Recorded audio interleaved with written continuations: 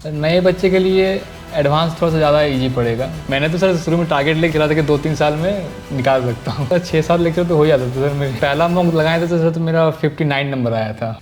मेरे प्यारे बच्चों, आप सभी को नमस्कार। मैं राकेश यादव आप सभी का इस वीडियो में स्वागत करता हूँ।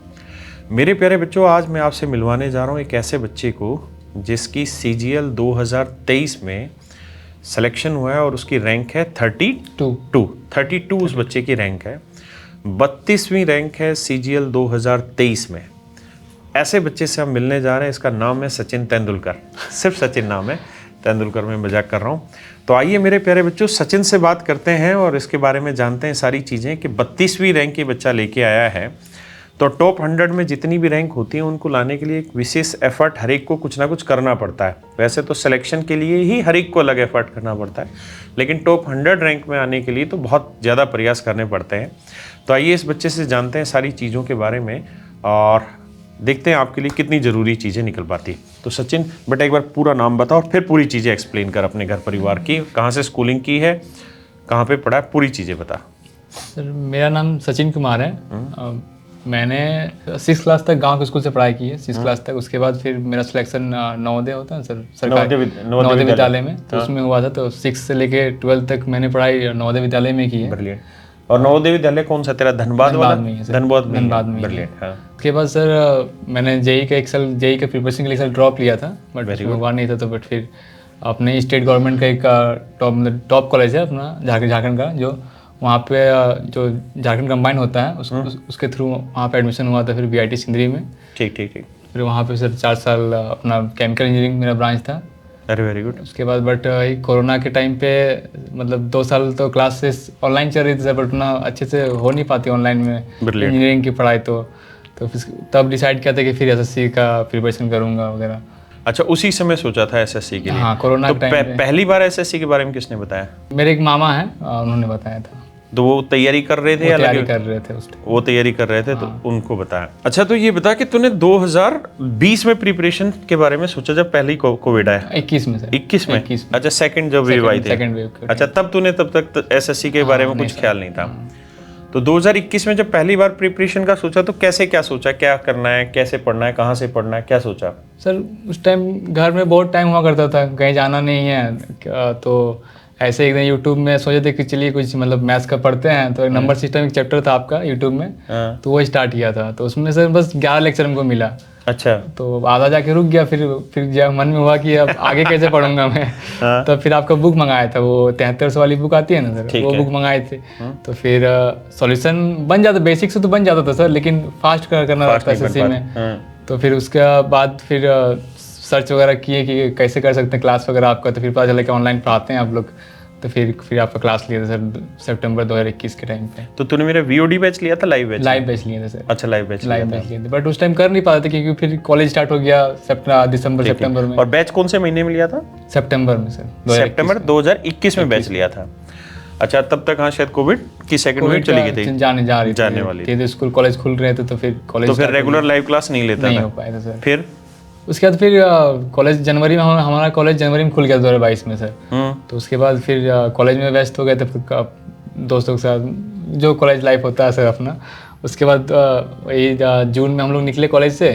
फिर जुलाई में स्टार्ट किया। तो एक भैया मिले, चंदन भैया नाम था उनका। वो प्रिपरेशन कर रहे थे उस टाइम पे SSC की। उनका लगभग रिजल्ट आ रहा था 2021 का रिजल्ट का वेट कर रहे थे वो। उनका अभी एक्साइज में है चेन्नई में।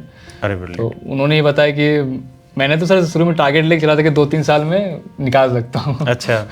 फिर भैया ने बताया कि नहीं, 6 महीना साल भर में अच्छा से हो सकता है, अच्छा से करेगा तो स्पीड में। तो फिर मैंने स्पीड में करना स्टार्ट किया, सब कुछ छोड़ छाड़ के, सारा दोस्त वगैरह जो भी है।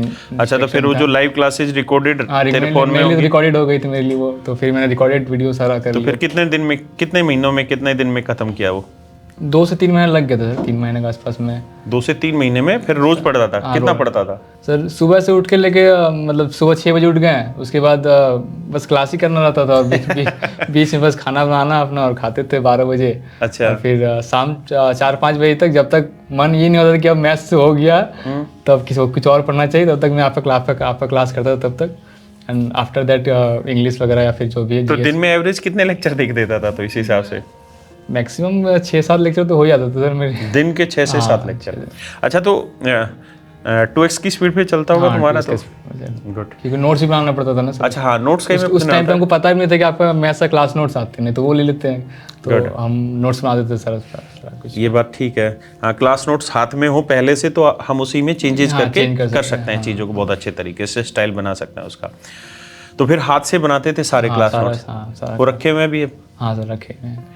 इससे भाई वो क्लास नोट्स की मंगा लेना PDF और वो टेलीग्राम पे अपलोड करवा देना, ताकि बाकी बच्चे भी उससे तैयारी कर लें। अच्छा, तो ये तो तूने मैथ की तैयारी की कि मेरे पास पढ़ा, और फिर तूने लाइव क्लासें नहीं ली, बाद में उस क्लास का यूज किया, रिकॉर्डेड खड़ाखट खींचा तूने 6-7 लेक्चर दिन के। तो उस समय तो फिर तू सिर्फ मैथ ही पढ़ रहा होगा टोटली? हाँ, दिन भर शाम 5-6 बजे तक मैथ्स पढ़ता था, फिर रात का खाना बनाने के बाद 1-2 घंटा इंग्लिश, और फिर उस टाइम पे इंग्लिश की कहीं कोचिंग ली थी? हाँ सर, इंग्लिश के लिए थे। रीजनिंग का कोई कोर्स नहीं लिया था सर, वो मॉक वगैरह देते थे। अच्छा, सिर्फ मॉक टेस्ट से ही रीजनिंग हो जाता है? हाँ, मॉक से मैं रीजनिंग हो गया था सर। और जीएस में? GS self study sir maximum. हाँ, सेल्फ स्टडी से ही किया था जीएस का। अच्छा, जीएस का मोस्टली सेल्फ स्टडी से। यानी कुल मिला के हम ये कह सकते हैं कि मैथ ही तेरे लिए बड़ी चीज़ थी, उसके बाद बाकी चीज़ें तो वैसे भी इंग्लिश मीडियम होगा तुम्हारा? नहीं, मेरा इंग्लिश एक्चुअली वीक था। अच्छा, इंग्लिश वीक था। इंग्लिश मीडियम भी सही पढ़े, बट उतना अच्छा ग्रामर नहीं था। एसएससी का जो ग्रामर आता है एरर वगैरह का, तो तुझे मेरे बारे में पहली बार पता चला यूट्यूब पे, तूने सर्च किया कोई चैप्टर, और वहां से तू फिर घूमता घूमता मेरी तरफ आया, और फिर कैरियर का वहीं से पता चला? यूट्यूब से? हाँ, यूट्यूब से ही कैरियर का पता चला। अच्छा, ये बताना कि जब तेरा कोर्स कंप्लीट हो गया, तो 3-3.5 महीने की जो जर्नी बता रहा है, जिसमें तूने लगातार 6-6, 7-7 लेक्चर देखे, उसके बाद जब तू मॉक टेस्ट देता था तो उसमें तेरा कुछ चेंज हुआ मैथ में, स्कोर में, कुछ कॉन्फिडेंस में, कुछ चेंजेस आए उस कोचिंग के बाद?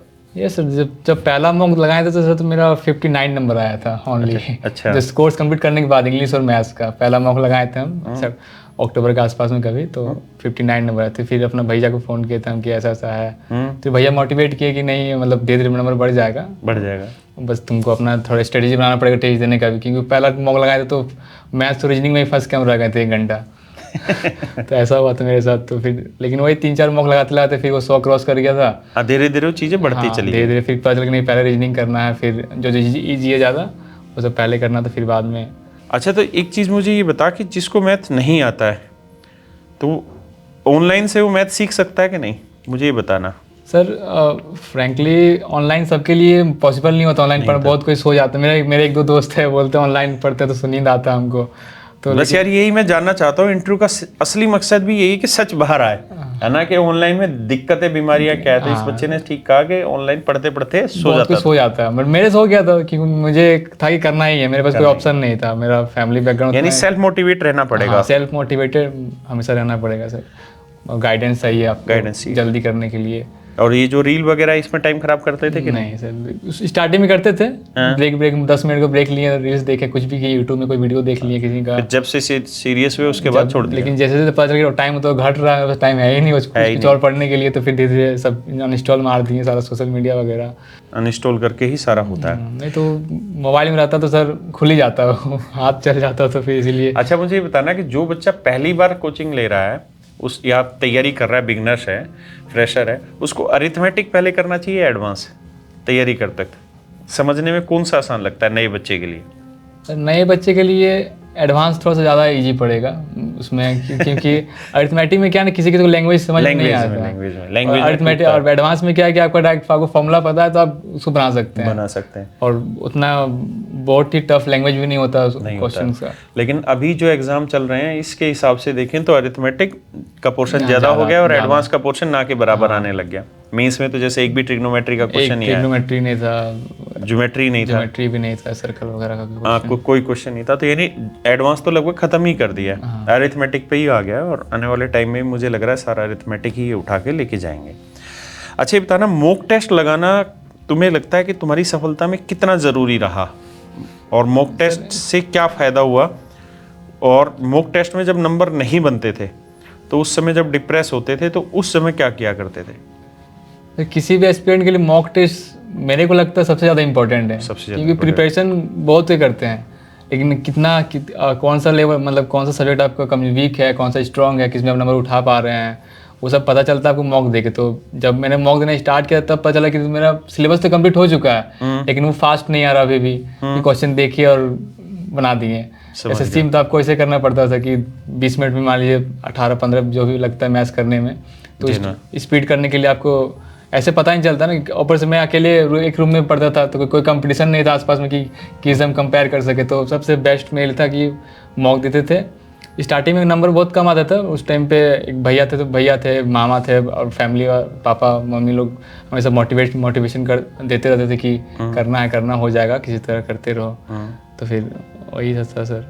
और मतलब मोटिवेटेड रहना बहुत ज़रूरी है सर इस पीरियड में, कि फ्रस्ट्रेशन बहुत होता है नंबर जब कम आएगा। इतना पढ़ने के बाद भी जब नंबर नहीं आता तो और आप अकेले हैं वहाँ पे, अकेले उस जर्नी में, तो आपको वो काम करना ही पड़ेगा। अच्छा, मुझे एक चीज़ ये बताना कि एग्ज़ाम जब आपने दिया तो उस समय ट्रिक काम आता है या कॉन्सेप्ट ज़्यादा काम आता है?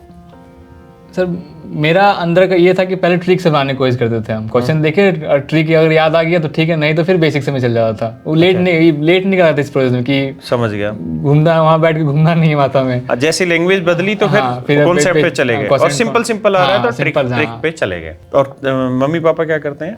सर पापा तो फार्मर है। अच्छा। और मम्मी हाउस वाइफ। अरे बढ़िया। तो देखो यार, इस बच्चे ने इतनी मेहनत की और आज इसकी 32वीं रैंक है। बड़ी खुशी की बात है। भगवान इसे और आगे बढ़ाए और खूब इसे आगे उन्नति कराए। और इस तेरे को पोस्ट क्या मिली है? एग्जामिनर से। तो तूने एग्जामिनर क्यों चूज की? सर उतना कुछ आइडिया नहीं था। जो भैया थे जीएसटी में चेन्नई में पोस्टिंग है, तो उन्होंने ही बताया कि एग्जामिनर ले लो, अच्छा है। लेकिन एग्जामिनर में तो जीवन भर साउथ ही रहना पड़ेगा, बल्कि इसे कोस्टल एरिया पूरा पकड़ना पड़ेगा। हाँ सर, महाराष्ट्र से लेके उधर उड़ीसा तक। हाँ सर, वो है एग्जामिनर उसी में रहेगा। वो है सर। और एग्जामिनर का एक टाइम पे खरा एग्जामिनर भी बहुत बेहतरीन पोस्ट है। और अगर हम बात करें 2018 तक, तो सबसे ज़्यादा बच्चे एग्जामिनर को ही चूज किया करते थे। अब फिर धीरे धीरे बच्चों को लगता है कि घर नज़दीक, तो इसलिए आजकल नहीं। तो ढेरों शुभकामनाएं इस बच्चे को, और आप सभी को भी बहुत बहुत धन्यवाद इस वीडियो देखने के लिए। इस बच्चे से बात करके 3 मुख्य बिंदु मेरे समझ में आते हैं। पहली चीज़ ये कि जब भी आप तैयारी करना स्टार्ट करें तो सीरियसली तैयारी करना स्टार्ट करिए, और उस दिन अपने जितने सोशल मीडिया अकाउंट्स है उसको डिलीट करिए। दूसरी चीज़, जब भी आप पढ़ना शुरू करें तो पहले बेसिकली एक चीज़ को ख़त्म कर लीजिए तरीके से। जैसे मैथ है तो मैथ को ही प्रॉपरली पढ़ लीजिए और इधर उधर भटकिए मत। और तीसरा ये कि मॉक टेस्ट अपने आप में बहुत ज़्यादा वेटेज रखता है। मॉक टेस्ट पे पूरा ध्यान रखिए। जो पेपर आप देते हैं उसका असेसमेंट भी पूरा करिए। तो थैंक यू मेरे प्यारे बच्चों, धन्यवाद आप सबको।